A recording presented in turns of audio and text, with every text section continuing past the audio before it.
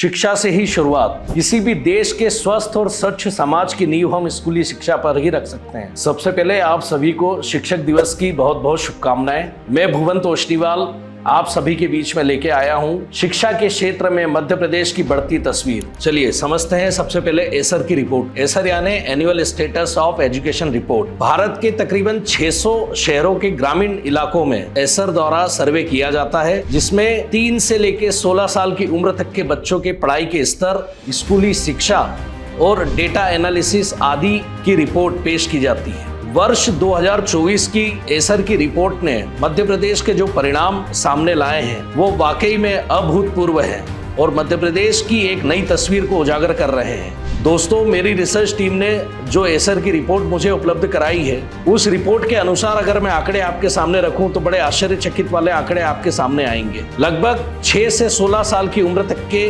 बच्चों जो आर्थिक तंगी और अन्य कारणों से स्कूल में दाखिला नहीं ले पाते थे, उनका आंकड़ा आज की तारीख में 97% मध्य प्रदेश में है, जो वाकई में एक चौंकाने वाला आंकड़ा है। यह एक बहुत बड़ी संख्या है और मध्य प्रदेश के गांव-गांव तक शिक्षा की पहुंच को बताती है। इस रिपोर्ट में जो मैं आंकड़े देख रहा हूं, उससे एक और बड़ी बात सामने आई है कि जो बच्चे परिवार की तंगी हालत या अन्य कारणों से स्कूल की पढ़ाई बीच में छोड़ देते थे, उनके प्रतिशत में भी कमी आई है। जो आंकड़ा 13% था वो अब घटकर 7.9% हो गया है। इसका कारण हम साफ तौर पर सरकार के द्वारा दी जा रही शिक्षा प्रणाली में राहत और लोगों में जागरूकता को मान सकते हैं। इसी रिपोर्ट के अनुसार अगर हम देखें तो लड़कियों की शिक्षा पर गौर करें तो 2016 में जहां 29.8% लड़कियां स्कूली शिक्षा से दूर थी, आज वर्तमान में वो आंकड़ा गिरकर 16% रह गया है। इसके पीछे बेटी बचाओ बेटी पढ़ाओ योजना का बहुत बड़ा हाथ है।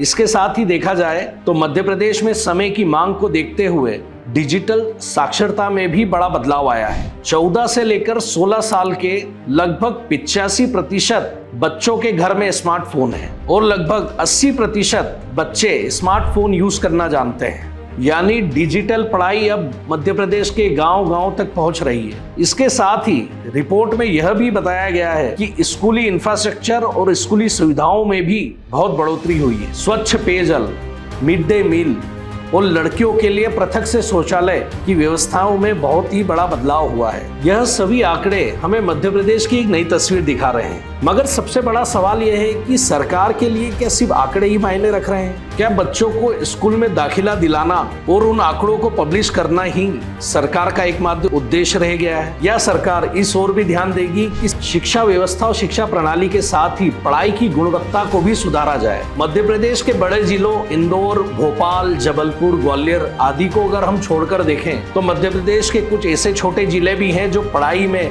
अव्वल आए। मध्य प्रदेश के छोटे जिलों में शिक्षा में अव्वल आने वाले में मंडला, मंदसौर और बैतूल प्रथम स्थान पर हैं, जहां बच्चों ने शानदार प्रदर्शन देते हुए गणित में भी एक अच्छा परफॉर्मेंस दिया है। लेकिन अलीराजपुर, बड़वानी और झाबुआ जैसे जिलों को अगर हम देखें तो यह जिले आज भी बुनियादी सुविधाओं से पिछड़े हुए हैं। शिक्षा का स्तर यहाँ पे बहुत कम है। उच्च शिक्षित मध्य प्रदेश के नए मुख्यमंत्री डॉक्टर मोहन यादव ने जैसे ही मध्य प्रदेश की कमान संभाली, उन्होंने सबसे पहले शिक्षा व्यवस्था को भारतीय चोला पहनाना शुरू किया। यदुवंशी डॉक्टर मोहन यादव ने शिक्षा व्यवस्था में सबसे पहले मध्य प्रदेश के लगभग 370 सीएम राइस स्कूल का नाम बदलकर सांदीपनी स्कूल कर दिया। डॉक्टर मोहन यादव का संदेश तो साफ है। जैसा उन्होंने कहा कि भारत से अंग्रेज तो चले गए मगर उनकी मानसिकता आज भी हमें खटकती है। उनका कहना है कि सांदीपनी नाम हमारे संस्कारों, हमारे ज्ञान से जुड़ा है, जो भारत की एक अलग ही पहचान है। हम मुख्यमंत्री मोहन यादव का समर्थन इसलिए भी करते हैं जहां देखने में आता है कि कई प्राइवेट स्कूल बच्चों और अभिभावकों को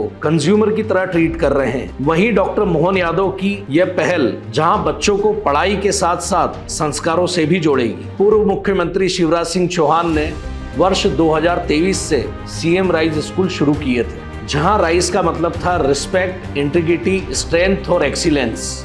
मगर डॉक्टर मोहन यादव का कहना है श्री कृष्ण के सांदीपनी आश्रम की तरह ही मध्य प्रदेश के सरकारी स्कूल का नाम सांदीपनी ही बेहतर है। नाम सिर्फ नाम नहीं होता, नाम बदलने का यह प्रयोग क्या हमारी शिक्षा व्यवस्था में भारतीय संस्कृति को जोड़ने का एक अनूठा प्रयास नहीं है? आपको जानकर गर्व होगा कि मध्य प्रदेश के रतलाम जिले का Vinoba CM rise school world best school का अवार्ड जीता है, वह भी इनोवेशन कैटेगरी में। कई बड़े देशों को पछाड़कर एक छोटे से जिले का अगर ये स्कूल अवार्ड जीत सकता है तो क्या हम यह मान सकते हैं कि मध्य प्रदेश के सरकारी स्कूल विश्व स्तर पर अपनी पहचान बना सकते हैं? यह उपलब्धि हमें बताती है कि अगर राजनीतिक मंशा हो और सरकार चाहे तो दूर दराज के ग्रामीण इलाकों में भी शिक्षा व्यवस्था को दुरुस्त किया जा सकता है। पर क्या आप मानते हैं सब कुछ परफेक्ट चल रहा है? सीधी जिले के सिमरिया में एक ऐसा मामला सामने आया जिसने पूरी शिक्षा व्यवस्था के साथ ही पूरे समाज को शर्मसार कर दिया। जहां पर बच्चों को पढ़ाई के लिए दी जाने वाली किताबें 10 रुपए किलो के कबाड़ में बेच दी गई। सरकार नीति निर्धारण तो वल्लभ भवन में बैठकर कर देती है, मगर उन नीति निर्धारणों के क्रियान्वयन में बरती गई लापरवाही के लिए किसी की जवाबदेही क्यों तय नहीं करती? नीति निर्माताओं और अभिभावकों को यह समझना होगा कि हमें बच्चों को सिर्फ किताबी शिक्षा नहीं देना है, सिर्फ अंकों से उनका मूल्यांकन नहीं करना है, बल्कि शिक्षा व्यवस्था ऐसी बने कि स्कूल से निकलने वाला बच्चा एक स्वस्थ समाज की कल्पना करे, एक सकारात्मक सोच के साथ एक अच्छा इंसान बनकर समाज में आए।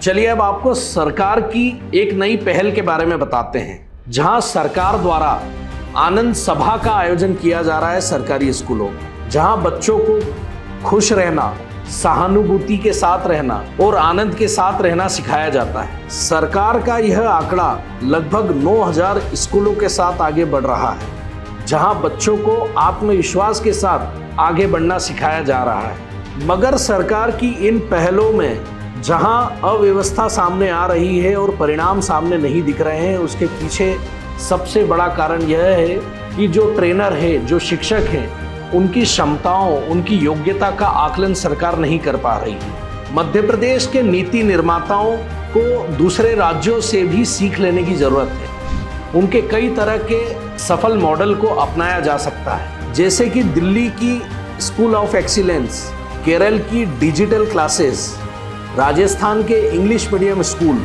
आदि कई सफल मॉडल देश में हैं जिन्हें मध्य प्रदेश में भी अप्लाई किया जा सकता है। मुख्यमंत्री मोहन यादव से मेरा एक अनुरोध है कि जिस तरह उन्होंने सांदीपनी स्कूलों में स्कूटी, साइकिल और लैपटॉप जैसी योजनाओं को महत्व दिया है, जिससे कई हद तक बच्चों का रुझान स्कूलों की तरफ बढ़ा है, पर अब सरकार को स्कूली इंफ्रास्ट्रक्चर और खासकर टीचर्स ट्रेनिंग प्रोग्राम की ओर फोकस करना चाहिए। मैं स्कूली इंफ्रास्ट्रक्चर पर इसलिए जोर डाल रहा हूं क्योंकि जो घटनाएं पहले हमारे सामने आई हैं, जहां पर छत गिरने, दीवार गिरने जैसी घटनाएं स्कूलों में हुई हैं, ऐसी अनहोनी घटनाएं मध्य प्रदेश की तस्वीरों में न छलके, यही हमारा प्रयास होना चाहिए।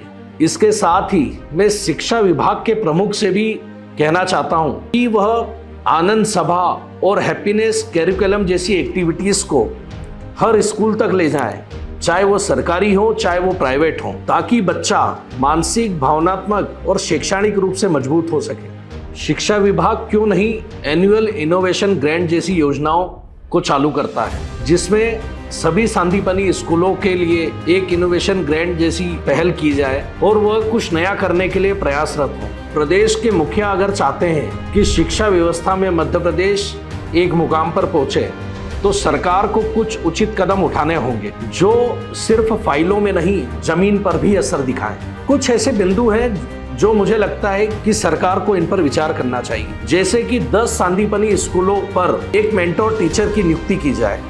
यह मास्टर टीचर सिर्फ बच्चों की पढ़ाई पर नहीं, टीचर्स ट्रेनिंग, नए इनोवेशन, टीचिंग टेक्नोलॉजी आदि पर अपनी निगाह रखें। जैसे कॉर्पोरेट में मेंटरशिप प्रोग्राम होता है, वैसा ही हमारे मध्य प्रदेश की शिक्षा व्यवस्था में क्यों नहीं हो रहा?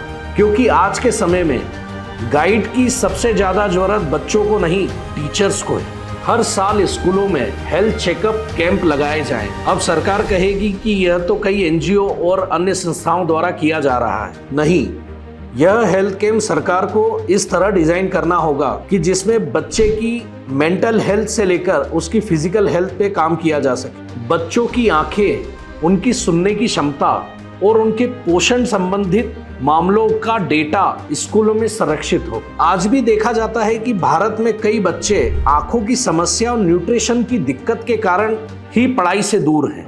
अगर सरकार इन बेसिक हेल्थ समस्याओं को ही हल कर ले तो लर्निंग आउटकम पहले से बेहतर होगा। अब बात आती है बच्चों के मेंटल हेल्थ की। सरकार को माइंडफुल सेशन और काउंसलिंग जैसे कई प्रोग्राम सरकारी स्कूलों में करना चाहिए, क्योंकि बच्चे सिर्फ पढ़ाई के दबाव से ही नहीं, पारिवारिक और अन्य कारणों से भी ग्रसित होते हैं। अगर सरकार उन्हें अपनी भावनाएं व्यक्त करने का एक प्लेटफॉर्म देगी तो उनमें आत्मविश्वास और पढ़ाई के प्रति परफॉर्मेंस दोनों बढ़ेगा और छोटी सी उम्र में आने वाले अटैक और अन्य समस्याओं जैसी बीमारियों आदि में भी कई हद तक रोक लगेगी। टेक्नोलॉजी की बात करें तो सिर्फ स्मार्टफोन ही काफ़ी नहीं है। गांव-गांव स्तर पर डिजिटल हब्स बनाए जाएं, जहां बच्चा स्कूल के बाद डिजिटल लर्निंग कर सके। इसके लिए ग्रामीण शिक्षक समिति का गठन किया जा सकता है। आज भारत डिजिटल क्रांति के युग में लीड कर रहा है।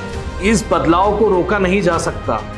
आप और हम इसे स्वीकार कर सकते हैं या अस्वीकार, और इसमें डॉक्टर मोहन यादव की गीता भवन बनाने की पहल बहुत ही सार्थक सिद्ध होगी, क्योंकि आज के डिजिटल युग में बच्चों को ज्ञान नहीं, टास्क चाहिए।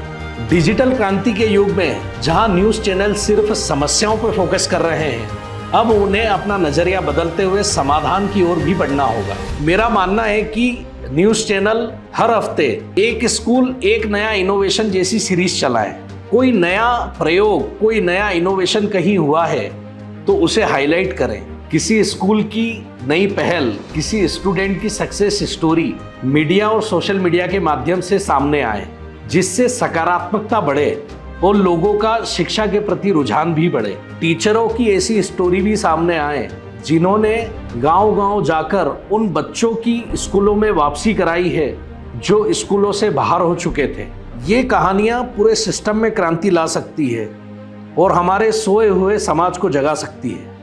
दोस्तों, यह सिर्फ सुझाव और आइडिया नहीं, यह वो रास्ते हैं जिससे मध्य प्रदेश की शिक्षा व्यवस्था को एक मुकाम पर पहुंचाया जा सकता है और समाज में जागरूकता की एक नई पहल की जा सकती है। आज टीचर्स डे के मौके पर हम उन सभी शिक्षकों को सलाम करते हैं जो बच्चों के भविष्य को गढ़ते हैं। हमारी सच्ची जीत तब होगी जब रोजगार और जॉब के लिए तैयार किए जा रहे बच्चे समाज के लिए एक अच्छा इंसान बनकर भी उभरेंगे। सरकारी स्कूलों को सरकार इतना बेहतर बनाए कि नेताओं, अधिकारियों के साथ ही हर वर्ग का बच्चा सरकारी स्कूल में पढ़ने के लिए ललायित हो, क्योंकि क्रांति हमेशा नीचे से शुरू होती है और सुधार हमेशा ऊपर से। आपको हमारी ये रिपोर्ट अच्छी लगी हो तो हमारे वीडियो को लाइक करें, सब्सक्राइब करें और ये वीडियो आपके मित्रों यारों तक पहुंचाएं और हमें कमेंट कर बताएं कि अगला पॉजिटिव पिच हम किस विषय पर करें। मैं भुवन तोष्णीवाल आपसे विदा लेता हूं। धन्यवाद।